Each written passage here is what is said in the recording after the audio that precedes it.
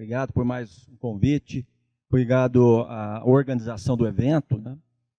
Boa tarde a vocês, novamente. Prazer enorme para a gente estar aqui em Ribeirão Preto, né? Grande cidade.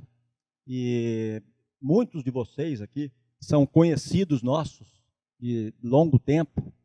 Tive a oportunidade de fazer cursos em company, cursos online para vocês, em várias oportunidades. O nosso simpósio, né, de Direito Tributário Municipal, tradicional em Campinas. Nós vamos para a 13ª edição e a maioria dos senhores que está aqui já foi nesse simpósio. É uma alegria muito grande reencontrá-los aqui nesse importante evento. E hoje, gente, nós viemos aqui para apresentar para vocês de uma maneira bem objetiva, né, porque nem poderia ser diferente, 35 minutos, mais uns 10 minutos para debate, estratégias para o aumento imediato da arrecadação do ISS. Agora é momento de falar de inteligência fiscal, e não só de falar, né, mas de aplicar a inteligência fiscal. Agora não adianta só ficar falando. Tem que realizar a inteligência fiscal, tem que fazer cruzamentos de informações, confrontação de dados. Tudo bem, todo mundo sabe que tem que fazer isso, né, para aumentar a arrecadação, ainda mais nesse período tão importante aí para a formação do coeficiente de participação do IBS, né, que vai nortear os repasses dos próximos 50 anos, até final de 2077 só. Se não mudarem, né, no meio do caminho ainda, não procrastinarem isso daí. Mas vejam, nós precisamos realmente realizar, concretizar essa inteligência fiscal. Então, nós viemos aqui falar exatamente sobre isso nesse evento. Vamos fazer uma apresentação, então, desse nosso treinamento, dessa nossa palestra. É uma palestra bem prática, bem objetiva. E vamos lançar para os senhores aqui a ideia principal. E, lógico, vamos exemplificar depois. Como eu disse anteriormente, não adianta só falar em inteligência fiscal, tem que aplicar. Então, vamos mostrar aos senhores algumas estratégias que podem ser implementadas já na segunda-feira, vamos dizer assim, já na segunda-feira, para poder aumentar a arrecadação do ISS e a gente ter um repasse maior de IBS, então.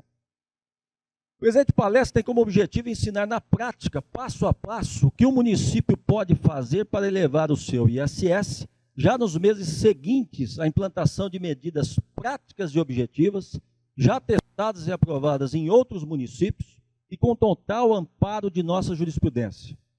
A proposta é priorizar certas ações fiscais menos complexas, mais céleres e que possam dar um retorno financeiro expressivo em curtíssimo espaço de tempo. Agora, nós temos que pensar nisso, né, gente?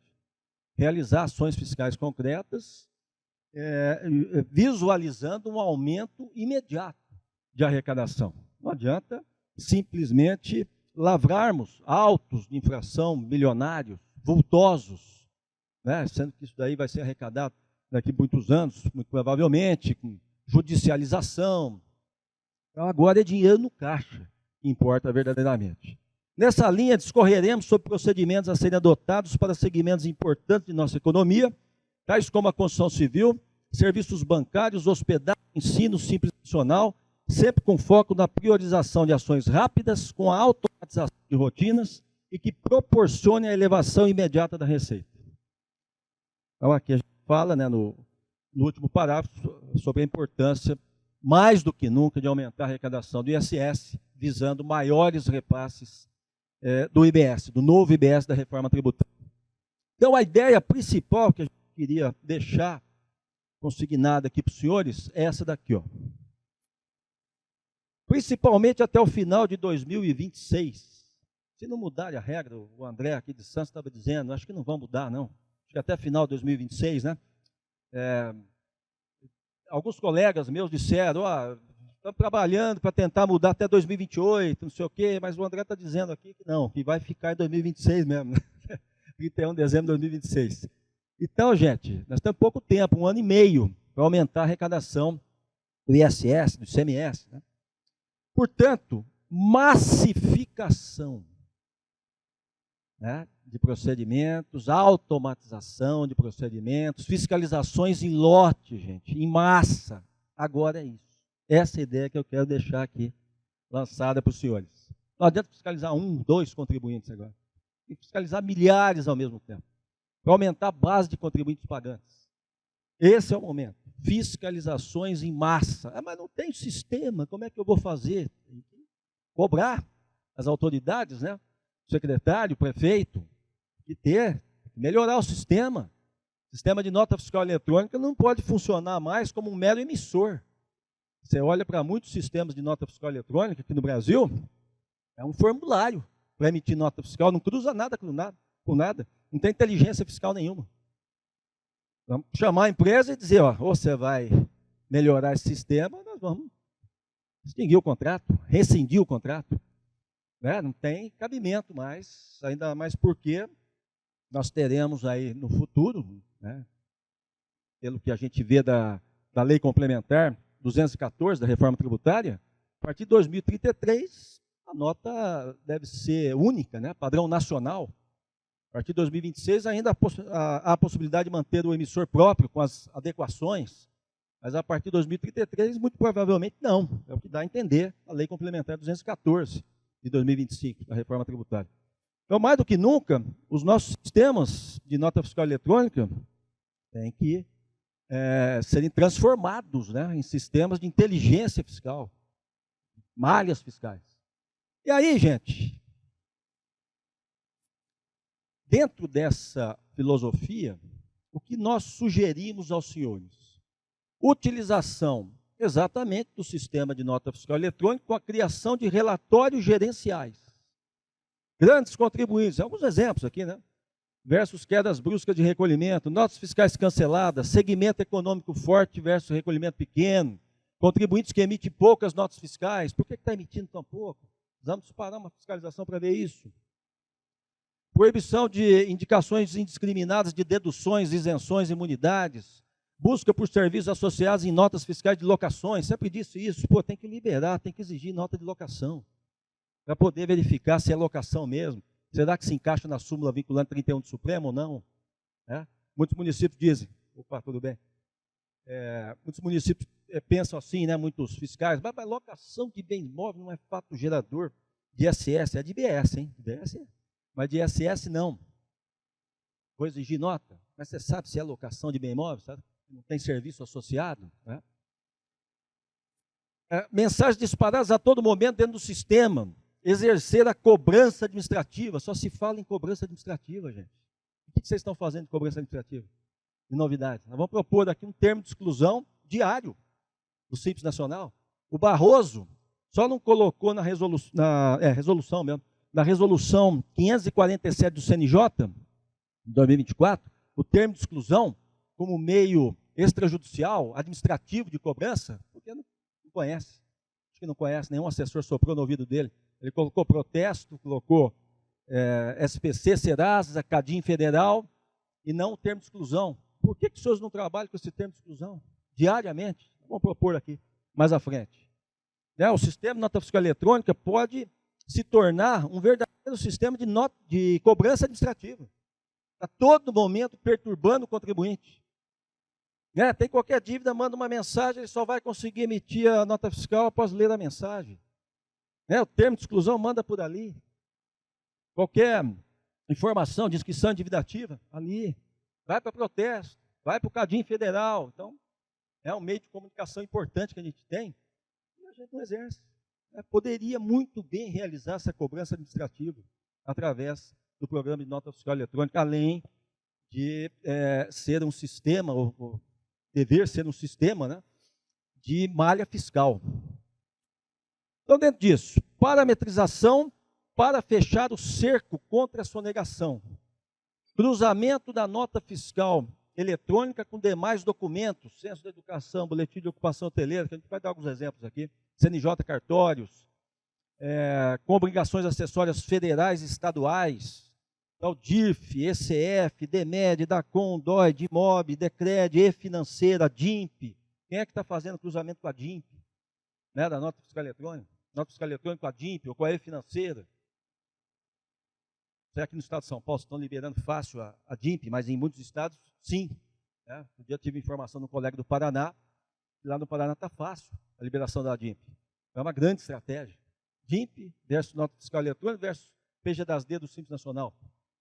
Né, para apurar as inconsistências e apresentar a conta para o contribuinte. É uma medida importante, gente. PG-das-D, né, que a gente vai ver mais à frente. Bom, então, essa é a ideia. Né, você trabalhar daqui para frente com inteligência fiscal. Fiscal na frente do computador, verificando o que o sistema lhe apresenta, em termos de malhas fiscais. Fiscalização sendo realizada a partir disso. Fiscal olhando para o computador, olhando para a tela, analisando os dados. Não pode ser diferente, né? Aquela ideia do fiscal ir até o estabelecimento, arrecadar documento, verificar possíveis inconsistências, não existe mais. Já acabou faz tempo. Processo eletrônico, né? Reforma tributária, tudo eletrônico. Eu venho falando isso há séculos, né? Tivemos a oportunidade de implementar o primeiro processo eletrônico tributário numa prefeitura, né? No Brasil, em 2008, a gente conseguiu implementar na cidade de Bauru. 2008, gente. Há 17 anos. Processo. Oi? E Marília depois foi o mesmo sistema nosso, né? O Beto está dizendo aqui, o Beto de Marília, prazer, viu, Beto? Grande abraço. E foi isso mesmo. Marília foi o segundo município a implantar o processo administrativo tributário eletrônico. E tem município que não tem até hoje, hein?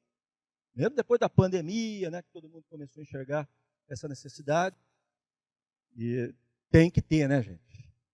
Olha aqui, agora vamos exemplificar, então, com algumas rotinas de malhas fiscais, de automatização de procedimentos.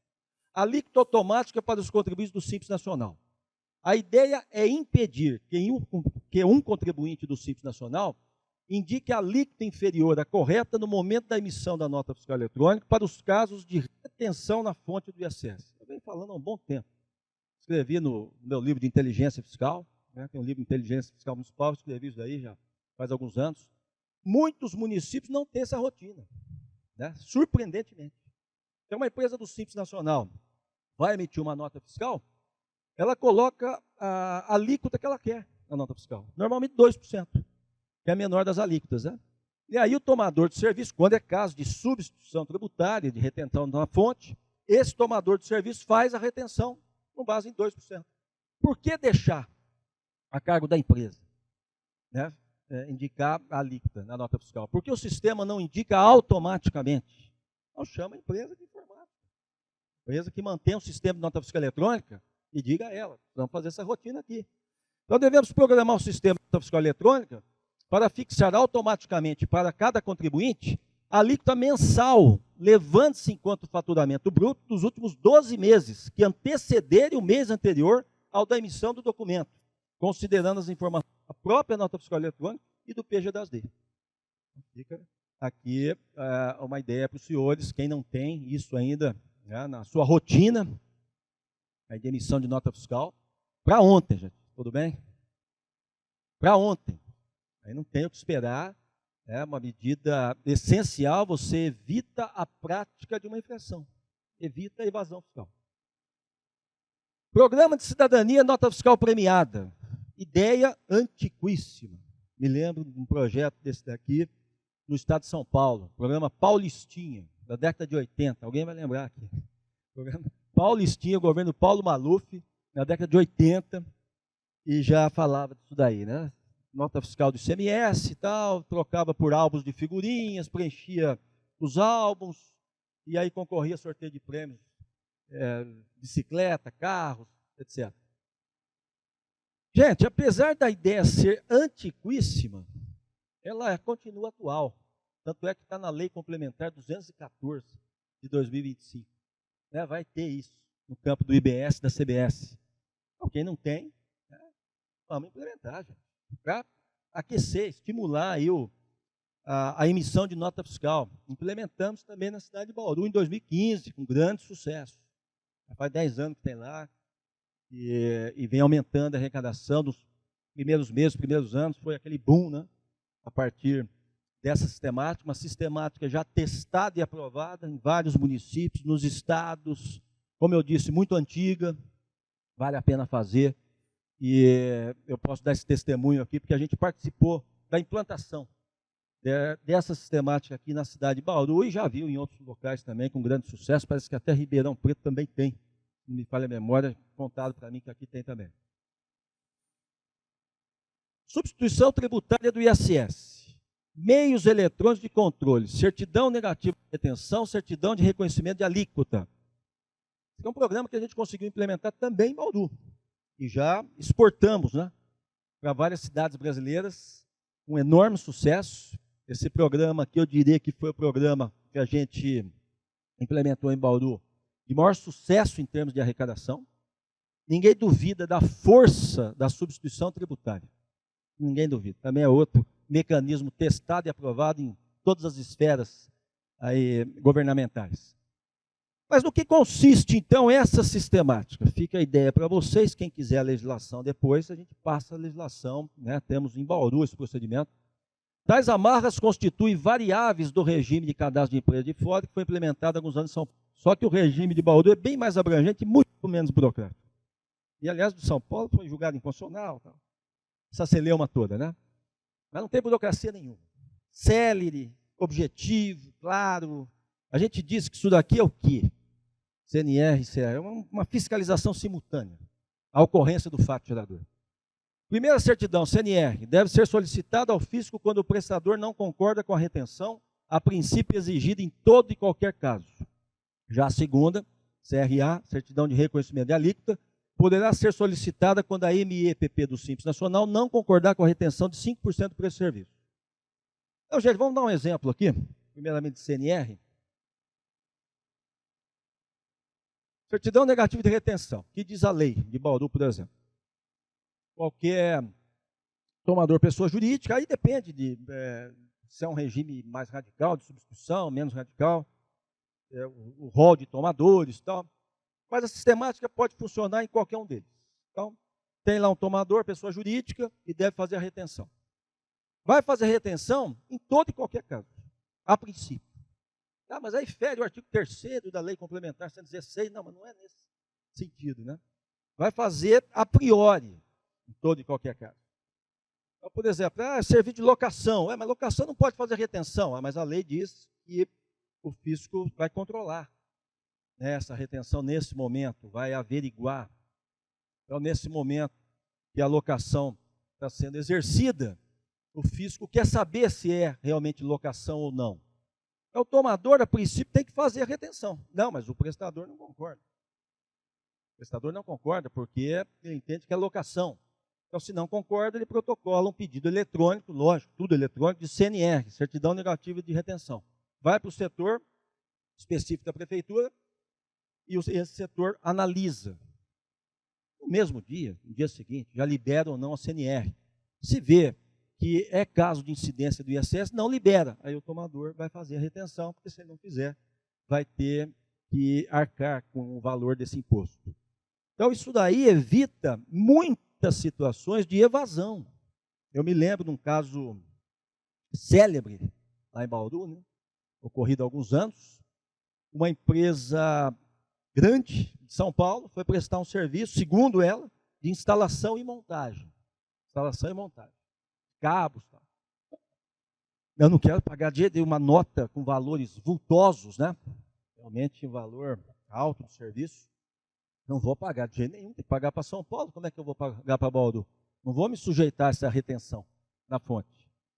E aí, então, o tomador orientou o prestador. Você vai ter que pedir a CNR, porque senão eu vou ter que descontar, porque eu vou te pagar, não tem jeito, senão sobra para mim.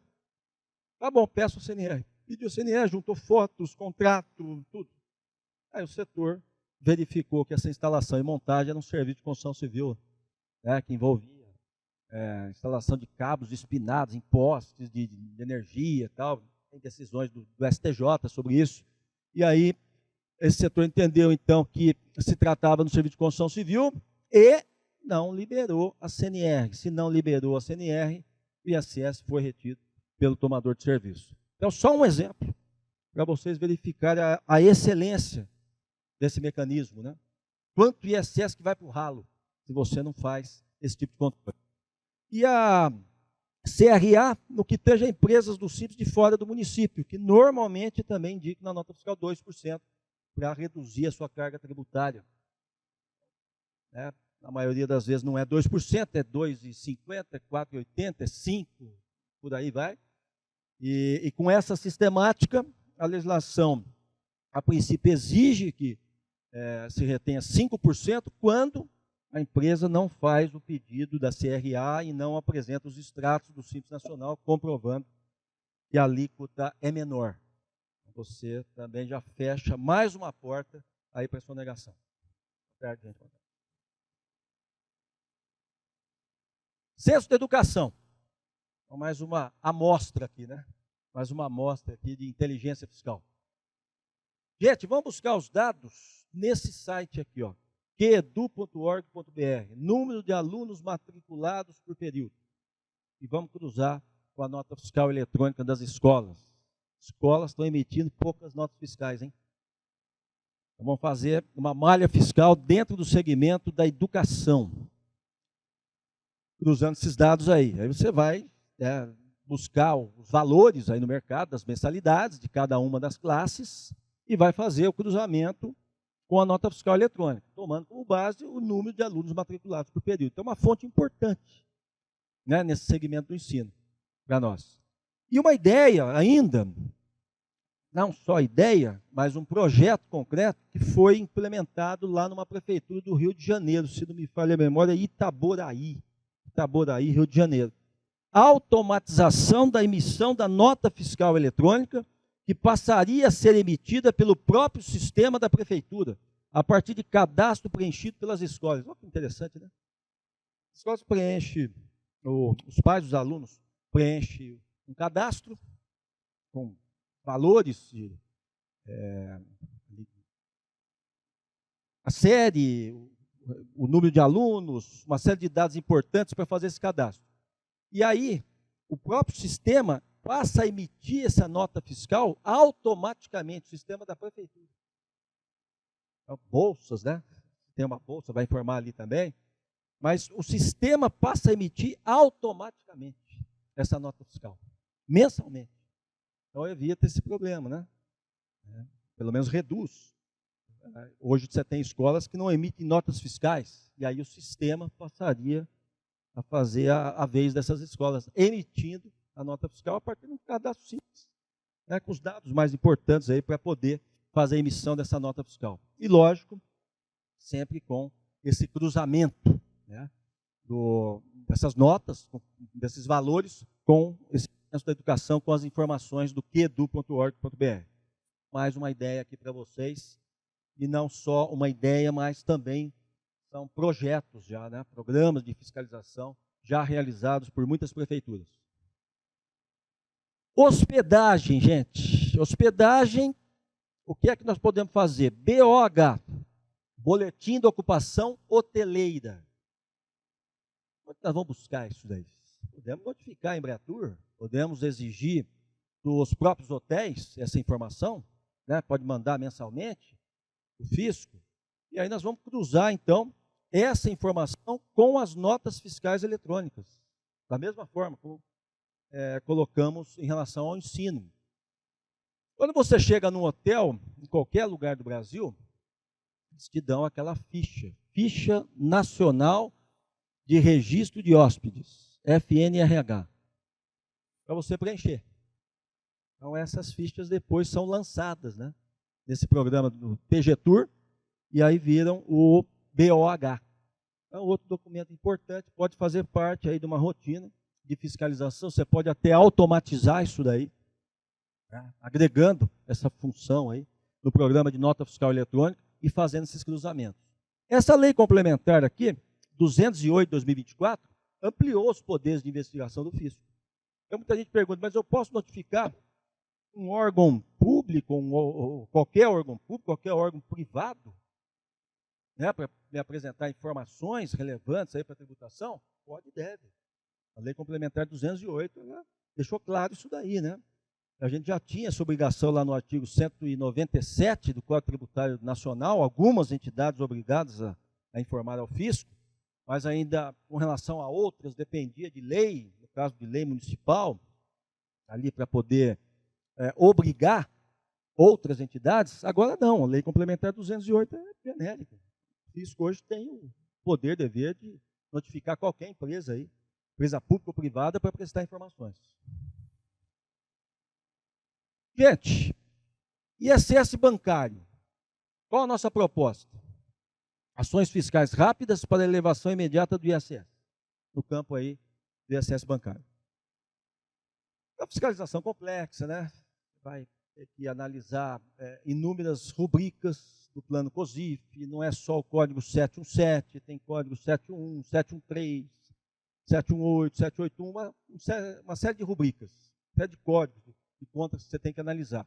Mas como aqui a nossa proposta é aumentar a arrecadação imediatamente, então nós temos que focar em alguma coisa, priorizar certas ações. Qual é a nossa dica? Apuração das contas COSIF 717 não tributadas e a sua cobrança imediata. 717, por que 717? É o óbvio, né, gente? 717, receita de prestação de serviço. Mas os bancos não pagam sobre todas as rubricas do grupo 717? Não pagam. O banco é aquele negócio, né? Se você aperta, se a fiscalização aperta, ele passa a pagar mais. Se não aperta, paga aquilo que ele quer. Né? Apresenta para o fisco um elenco pequeno de rubricas do grupo 717 e acaba pagando sobre aquilo. Então, compensa bastante focar inicialmente no grupo 717, porque nós vamos ter também menos discussões, né? O próprio COSIF diz, receita de prestação de serviço. Falava em rendas de prestação de serviço, mudou recentemente para receita de prestação de serviço, evidenciando ainda mais, né? Se trata de uma tributação aí alcançada pelo ISS. Portanto, gente, vamos focar no grupo 717. Ah, mas o banco alega que tem conta de estorno, que tem serviços prestados a ligadas, que não tem incidência, né, e outros serviços. Bom, 717, a princípio, você tem que insistir. É uma presunção, né?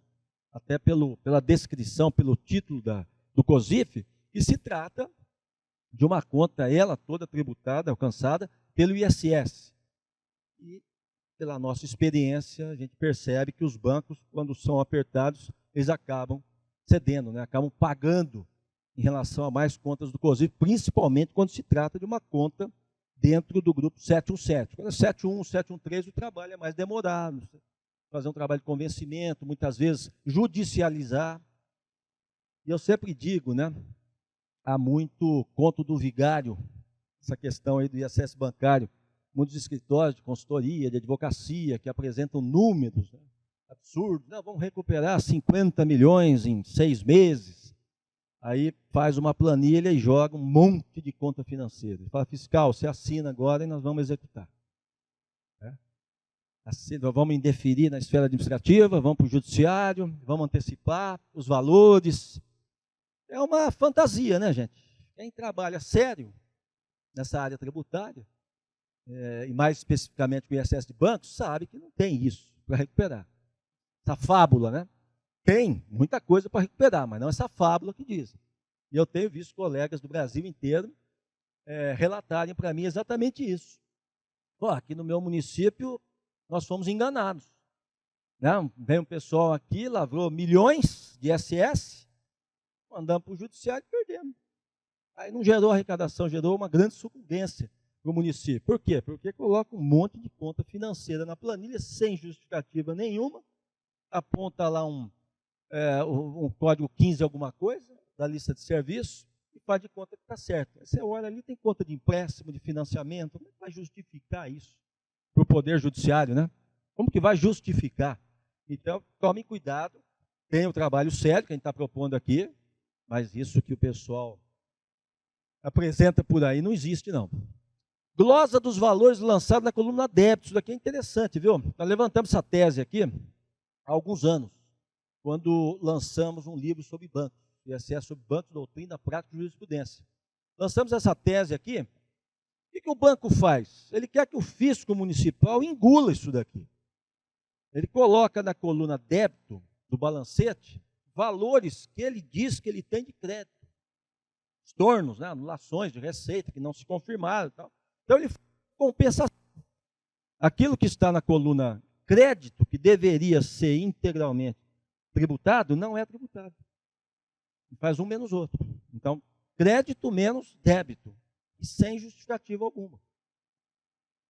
Isso a gente fala bastante, porque nas nossas consultorias a gente pede informações para o banco, me informe o que você está fazendo aqui, me mostra a documentação. Não, eu não tenho. Eu tenho no máximo um relatório gerencial, né, que eu posso passar para você, meio confuso ainda. Isso aqui são receitas que não se confirmaram. Então a gente pagou o ISS e agora nós precisamos fazer a compensação. Então é isso que a gente ouve, né? Como é que nós vamos considerar um negócio desse? Nós vamos homologar uma compensação dessa? Então, é para fazer o quê? Glosar esses valores da coluna débito. Daqui não tem fundamento, pelo menos eles não apresentam um fundamento consistente, categórico, né? Uma comprovação concreta. Eles dizem, são receitas que não se confirmaram. Então, tudo bem, ainda que você comprovasse, banco, receitas que não se confirmaram. Aí uma vez um banco deu um exemplo para mim num questionamento, né? Ele disse assim, ó, por exemplo, esse caso aqui nosso. José da Silva procurou o gerente do banco e disse, olha, eu estou pagando paguei, né? R$ 100 de tarifa por mês. E foi lá brigar com o gerente do banco. Ó, gerente, eu vou tirar daqui meu dinheiro, né? Faz 30 anos que tem conta aqui, tem aplicação na LCA, no Tesouro Direto, não sei o quê. Aí o gerente diz, não, vai ficar aqui. Eu vou retirar essa cobrança, né? Você não vai pagar mais, você vai pagar 0 de tarifa, e nós vamos devolver para você R$ 1.200, que você pagou 100 por mês. Vamos devolver os 1.200, que você pagou no ano inteiro. E aí o banco entende que ele tem direito de se apropriar disso, né, do ISS, que foi pago sobre isso, e deduzir aqui, colocar na coluna débito. Eu disse a ele, não, mas peraí, o fato gerador do ISS é a prestação de serviço? Não, mas eu devolvi o dinheiro. Eu devolvi, então o fato gerador é a prestação do serviço. Não é o recebimento efetivo do serviço. O problema é seu se você devolveu. O fato gerador continua latente. Vocês estão vendo? Ainda que houvesse uma comprovação, e não há, o banco não apresenta, nunca apresenta, no máximo um relatório gerencial. Então estejam atentos a isso, gente. Tem jurisprudência? Não tem. Coisa nova, nós que levantamos essa tese aí, alguns anos atrás, não tem jurisprudência. É uma tentativa, pode começar, né, fazendo aos poucos isso daí, pega um ano só e faz o teste, manda para frente. Construção civil. Bom, construção civil, gente, não tem mais conversa, né? O município hoje que está admitindo dedução ainda de materiais, está praticando o quê, gente? Corretíssimo. Adriano, né, que falou? Isso aí. Obrigado. Renúncia fiscal. Antes, o STJ entendia o quê? É norma de composição de base de cálculo. Supremo, né, que sempre falou isso. Norma de composição, de definição de base de cálculo. Definição de base de cálculo. Hoje, é renúncia de receita, gente. Eu tenho que avisar o secretário e o prefeito que muitas vezes os agentes políticos não querem se indispor, né, com as construtoras e tal. Daí eu vou desagradar esse povo aí, mantém do jeito que está, vai, essa dedução. Então, prefeito, secretário, mas não é assim manter a dedução. Hoje é renúncia de receita. Isso daí é perigoso para você, né? Pode ter problemas aí junto ao Tribunal de Contas do Estado. Então tem que avisar, gente, porque se torna uma bomba lá na frente, aí ele vai te cobrar, o agente político vai te cobrar, mas você não me avisou. Você falou que podia deixar assim. Eu não queria desagradar meu eleitorado, né, a parte do meu eleitorado, e você não me avisou. Eu tenho que avisar que agora está pacificadíssimo, primeira e segunda turmas do STJ. Tem mais conversa. E eu sempre falo nos cursos aqui, parece conversa de louco, né? Por quê? A Lei Complementar 116, ela prevê exatamente a dedução de material, na base de cálculo de excesso da construção civil. Exatamente. Foi para o Supremo disse assim, é constitucional esse dispositivo.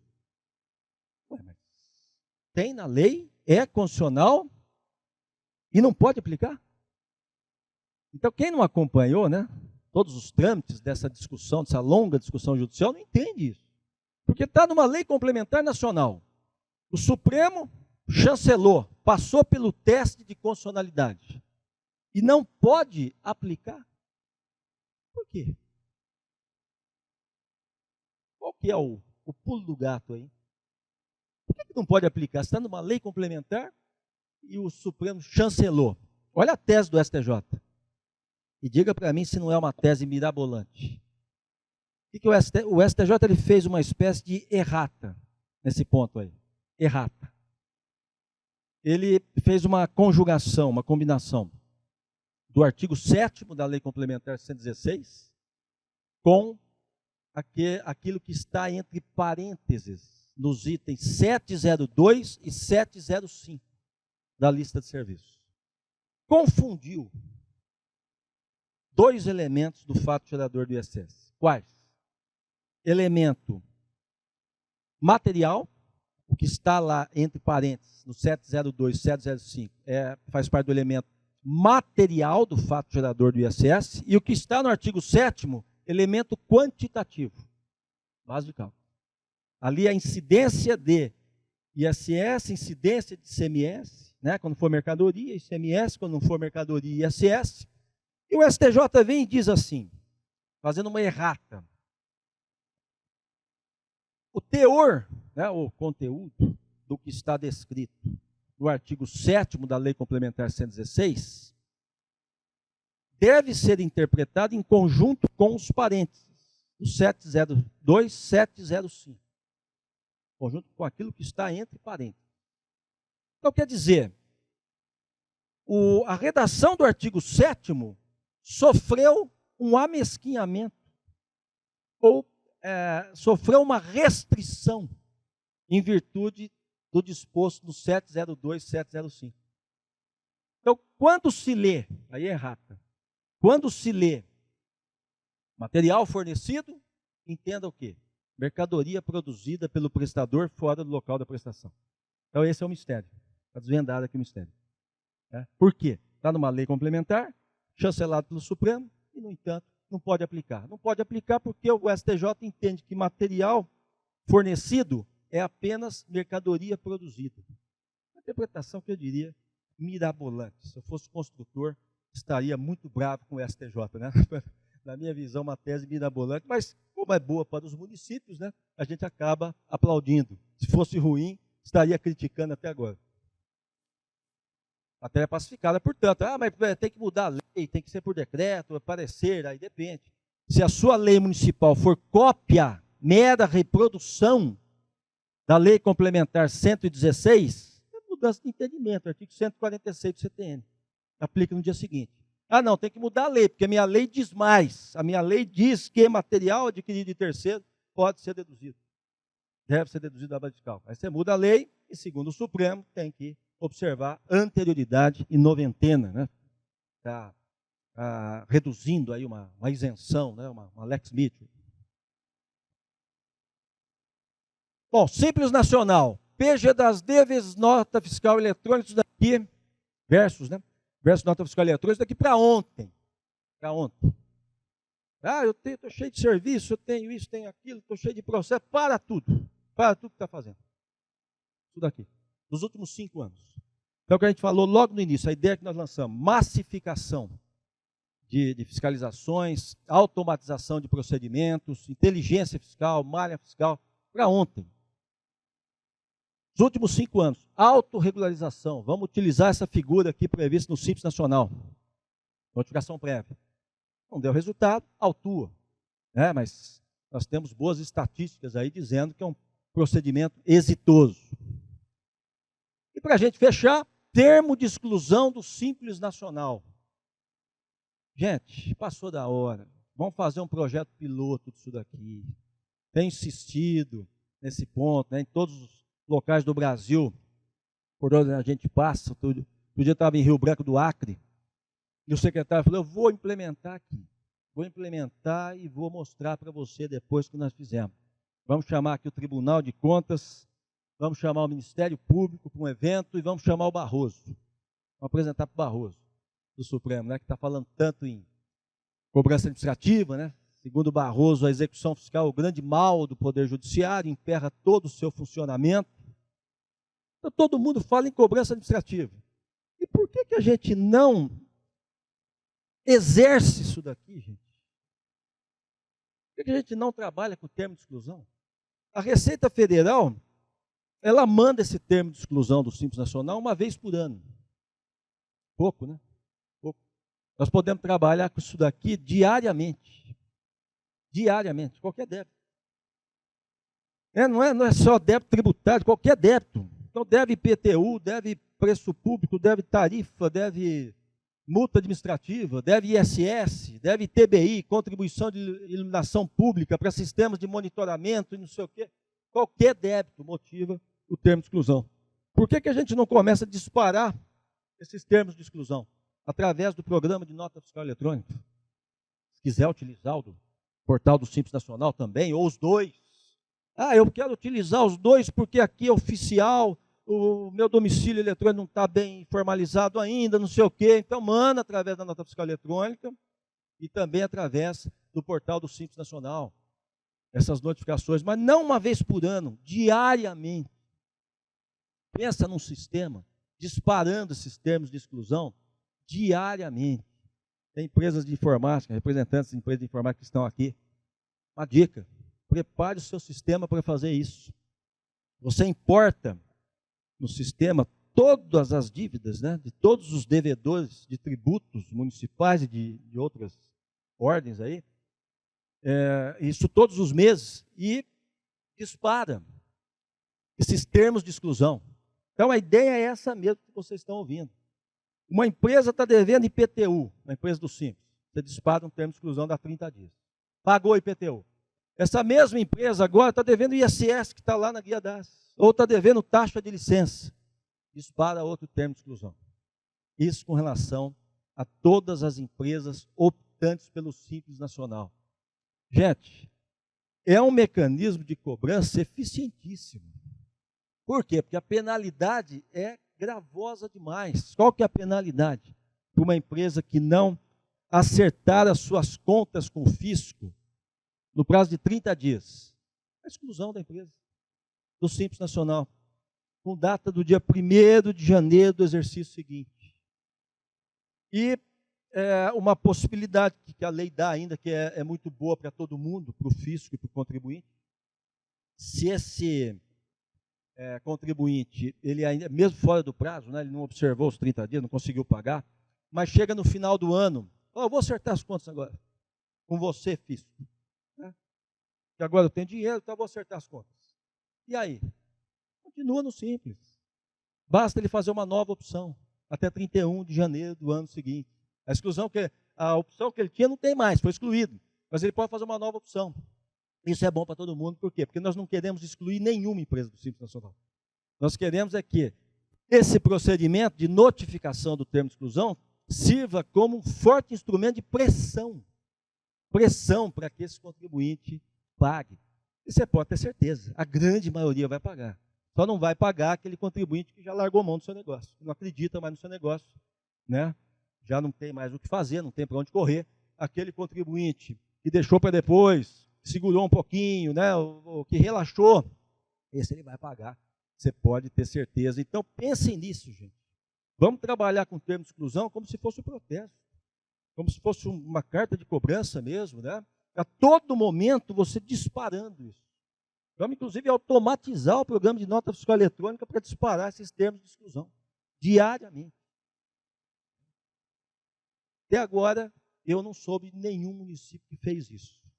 Estou esperando um projeto piloto aí, alguém me apresentar essa boa notícia, e está totalmente dentro de tudo que tem falado hoje em matéria de cobrança administrativa. Então, pense nesse ponto aqui, mais uma ideia de automatização de procedimento, de inteligência, de cobrança administrativa. Né? A gente precisa pensar muito hoje em dia em como modernizar, aperfeiçoar essa cobrança administrativa, porque o Barroso está dizendo, aí não sou eu que estou dizendo, né? O Barroso está dizendo, execução fiscal já era, né? Está servindo para muita coisa. Claro, quando a gente fala já era, né, vamos entender direito. Lógico que vai continuar existindo sempre, né, execução fiscal, a menos que o direito brasileiro inove, aí cria uma execução fiscal administrativa. Já tem proposta nesse sentido. Mas por hora é judicial. Então vai continuar existindo. Só que as estatísticas aí são terríveis, né? Percentual de recuperação muito próximo de zero. Precisamos investir na cobrança administrativa. Espero que a nossa fala aqui tenha servido para estimular os senhores, né? Pelo menos para fazer uma reflexão e a partir de segunda-feira colocar algum projeto na mesa que os senhores viram aqui. Tá bom, gente? Muito obrigado pela atenção. Valeu, grande abraço.